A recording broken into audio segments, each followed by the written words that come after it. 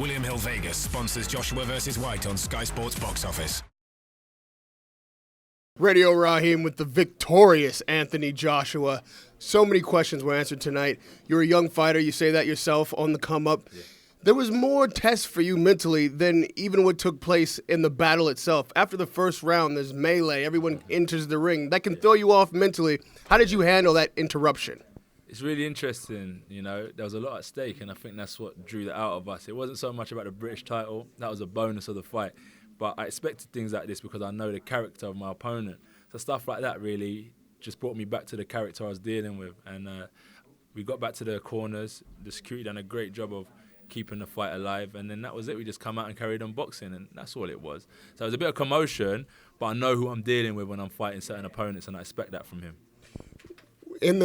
By the end of the first round, the fans were on their chairs. They were cheering. They thought they were just going to see another early knockout by Anthony Joshua. When you realized that wasn't going to happen, what did you have to do mentally to settle back down and be like, all right, let me go back to the game plan? It was only after the third round, because I thought the second round I'm going to do what I'd done to him in the first round. I thought I was just an inch away from getting him out there early. So I realized, okay, subconsciously, this is a 12-round fight. I'm in with someone who's tucking up and that wants to go the distance and take me into later rounds. He was trying to hit me to the body and slow me down. So little things, I was just thinking as I went along. And after the third round, I took my time and I thought, let me just get back to what I'm good at. Keep on boxing. And from the 8th round, I caught him with certain shots and I managed to get him out of there. So just take my time, you know, in 12-round fights and just keep on doing what I'm doing in order to win the fight. I've got enough power to hurt them.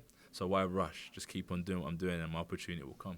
You ultimately got him out there in the 7th. We saw that. Was it the 7th round? It was the 7th. That's what I think. I think it was the 8th. I don't know. No, you didn't make it to the 8th. I thought he would go out earlier. I think people were out of their chairs so many times. Yeah. When you saw him absorb the best shots that you had and keep coming, what did that make you do and think, am I going to be in here for 12 rounds with this guy? That's what I thought. So I said to myself, let me just take it round by round. 3 minutes work, 1 minute rest. 3 minutes work, 1 minute rest. And just don't do anything stupid, because when you got two guys that are big and strong, it takes that first person to switch off. And you do something silly, you get caught with a silly shot. It may not be the fact that the person's better than you. It's just the fact that I've lack of concentration over a 12-round distance. And that's what I thought. I thought, let me just stay switched on, do what I do, and compose myself, because this is going to be a 12-round fight, and I will catch him as the fight goes on, and let me not be the man to switch off and be on the end of a receiving big haymaker.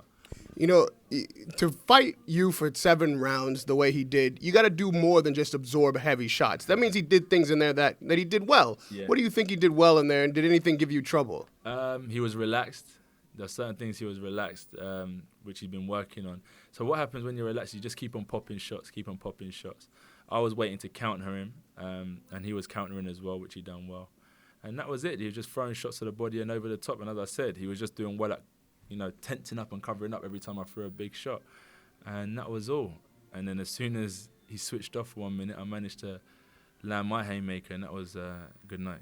He said a lot of things in the build-up to this fight, insults, allegations. You dealt with all that with class. And then at the end of the fight, usually we see warriors come together and show each other that mutual respect after a battle. That didn't happen. Had it happened, though, what would you have said to him? Had it happened? Not much. Just well done. And I want to fight you again, probably.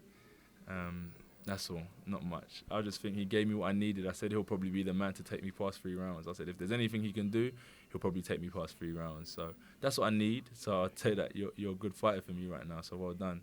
You proved yourself to a certain extent. And lastly, Deontay Wilder's on the other side of that pond. You may want, Dylan again, but probably the fans like to see you maybe take that title shot, or one of these other guys that are doing well. He's a relatively young fighter too. Do you feel like your skills match his? Are you ready for that kind of challenge? Most definitely. Why not? As I said, I just think it'd be a good fight. Like right now, I don't think at British level. That's why I was saying certain things to myself, because British level, I shouldn't have a little mark on my face. I should come out there looking as I walked in. That's how I train, and that's how it should be. But it showed that no matter how good you think you are, you're always going to come stuck at some stages, and you've got to step up a level. So Wilder's time will come, and when it does, I just hope he's ready, because I'll definitely be ready, and I would have upped my game. You're a star here, on this side of the pond. Is it important to you to become a star in America? This fight right here is the first step in that direction. And if you fight Deontay Wilder, can you stop him? Yeah, it's definitely important to become a star in America. That's why I'm talking with guys like yourself. I know you're big out in the States, so shout out to everyone that's locked in. And I think for sure, because I watch the Eric Molina fights, I watched the last Doofus fights and so on. And I think as world champion, that's why I say I'm going to take my time, 'cause I'm British champ. And by the time I'm world champion, I won't be making the mistakes he makes. He's fighting like a British champion at the minute. He should be knocking guys out like Tyson's did and Foreman's did and so on. And he should be comparing himself to these guys. I think he needs to up his game as a champion. He's talented, but as a champion, you need to up your game. And when I get to that level, as I said, I'll be ready to fight guys like Wilder, and I should be destroying these guys when I'm an elite fighter. Anthony Joshua, it's a pleasure to talk to you. Thank you for having the hospitality, having me in your country. You're a class act, man. I look forward to covering you for years into the future. Radio Rahim with Anthony Joshua. William Hill Vegas sponsors Joshua vs. White on Sky Sports Box Office.